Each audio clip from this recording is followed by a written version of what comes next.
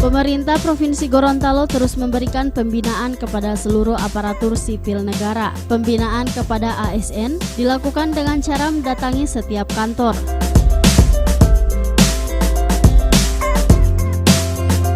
Hal ini seperti yang dilakukan oleh penjabat Sekretaris Daerah Provinsi Gorontalo Dr. Andes Haji Anis Naki MM yang memberikan pembinaan kepada ASN di lingkup Dinas Perumahan Rakyat dan Kawasan Pemukiman Provinsi Gorontalo.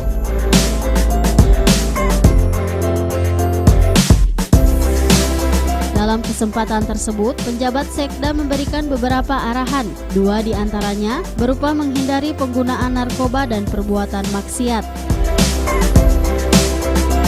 Saya lebih cenderung ada meja-meja yang pakai tidak menghalang supaya dapat kuliah makanya itu bagus. Sini ada gitu. Ada. Karena maksiat itu pintunya dari mana? Mulai bagusnya itu masuk lagi di tabir. Dan yang lebih maka tugas kepala dinas untuk itu. Artinya kepala dinas jadi contoh teladan. Sekali Pak Agus bakore akan bakore semuanya.